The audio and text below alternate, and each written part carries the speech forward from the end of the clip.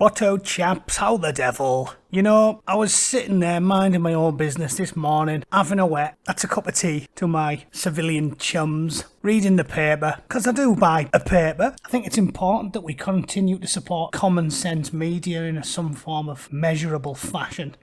But my missus sent me this, and I glanced at it over my newspaper and I thought, is this the pinnacle of learning these days?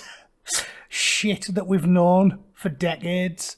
Is this new? I'm fucking certain this was all this is what they taught me when I was in secondary school. I don't see why it's popping up on CNN World now. I suppose when everyone's working as a gender studies fucking equal opportunities advocate, this is the science you get. We're scraping the bottom of the barrel. But more important than just the story itself, it really made me think about the ramifications going forward from the last 4 years. Again, you know, 2 astronomical events, Brexit and Trump, changed the world forever. And I don't think we can ever put that genie back in the bottle, can we? And I'll tell you how I came to that conclusion. So I started reading it. Said, dinosaurs were doing well and could have continued to dominate planet Earth if they had not been wiped out by an asteroid, new research has found. Not really new research. Definitely not new research. That's only new research if you think Betamax is fucking new. For those of you that are watching that haven't even heard of it, no, Betamax is not fucking new. Christ, I found Diana and Charles's wedding taped on a Betamax in one of our medicine cabinets before my mum died. Definitely not new. It said after emerging during the Triassic period, anyway, so it's all like, you know, shit that we already knew. But the thing that really really made me think was this. It says researchers from the UK's University of Bath are hoping to put this theory to bed. That's Bath if you're northern. Any confused Americans? Bath if you're northern. Bath if you're a southern bastard. It's the same with garage. Yeah, up north it's a garage. Down south, garage. Anyway, it says gathering diverse and up-to-date data, researchers use statistical analysis to assess whether the dinosaurs were still able to produce new species up until their untimely demise. Pretty sure they were. Again, this is stuff I learned in fucking primary school. It said the study published Tuesday in the Journal of the Royal Society Open Science argues that the earlier research reached this conclusion by modelling dinosaur family trees based on previous fossil records. That's the thing that made me think, okay, don't care anymore. Because of that word there, modelling. So now they're going to go, but we've done better modelling and now we know this.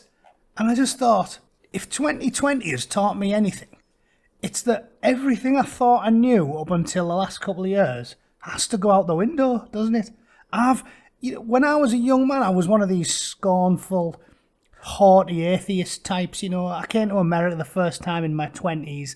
And I met all these very religious people and the Baptist preacher types, and I got very, very scornful of them, the creationists and the like. And you know what? It's something I thought I'd never say. But I don't trust these people anymore. Everything's been broken by politics. They make everything political, and now, when they say modelling or research, now I don't think, only fools deny science, because you get that, snooty fucking knobheads. They even have retarded, websites about it, don't they? You see knobheads sharing it on Facebook, ifuckinglovescience.com.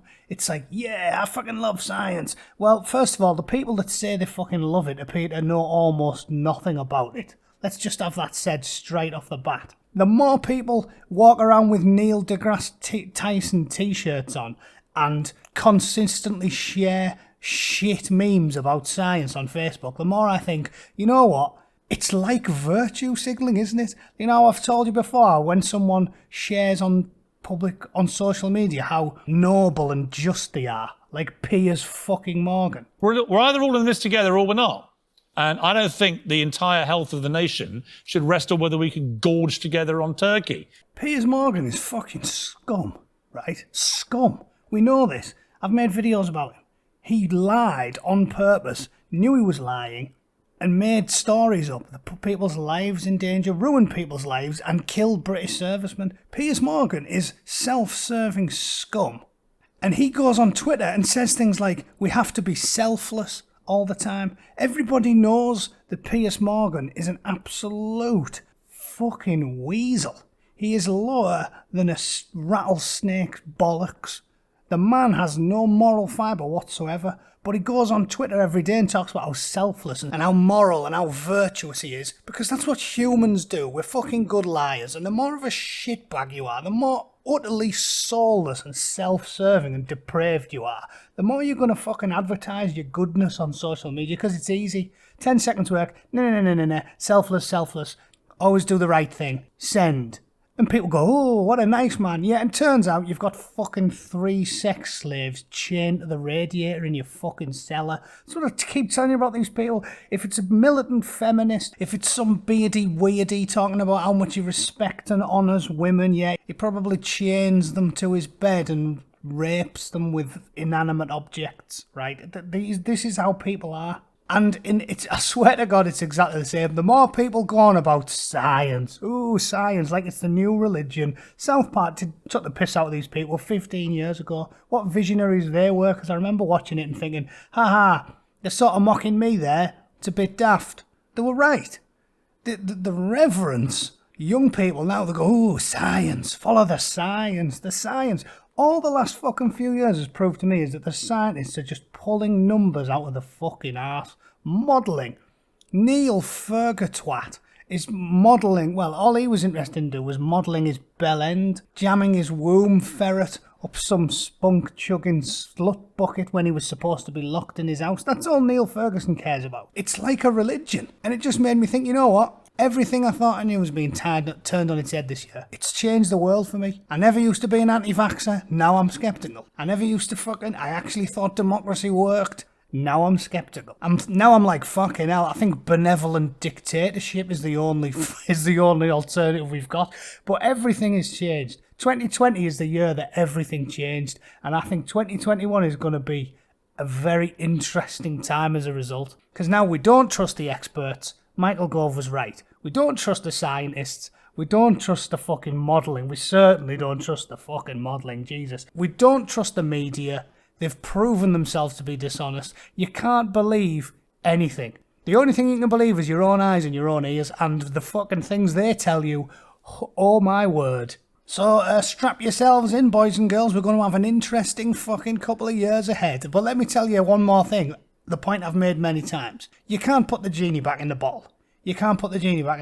They spent 4 years irrationally, and out of all rhyme or reason, railing against Brexit in ways that staggered me and fascinated me at the same time. They did the same thing with Donald Trump. That 4 years has had serious effects on the general population at large. It has completely eroded trust, completely destroyed the public's opinion in broadcasters like the BBC, and annihilated our interest in just doing things the way that we used to. Everything has changed. And this is the point I made years ago when I was talking about Brexit. They don't understand. This is the tenet of conservatism, is to conserve things the way they are, because you know how dangerous it is when you start making changes willy-nilly. And they wouldn't let it lie, and they changed everything. Change this, change that, change this. This'll help us next time we have an election. This'll help us. Tony Blair bringing in his Supreme Court was the beginning of the rut. I've said it many times before. But just bringing in sweeping changes to satisfy an ill-conceived short-term whim is fucking us. It has fucked us. And we'll never get it back. We will never get it back. Trust has gone.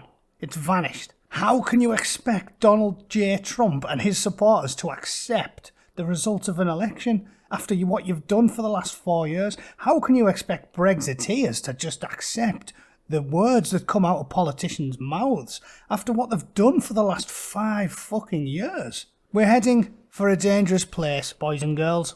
I will continue to do my best to cackle along with you all as it all goes to shit. But there's just some thoughts I had today, brought on by something as trivial as news we already knew.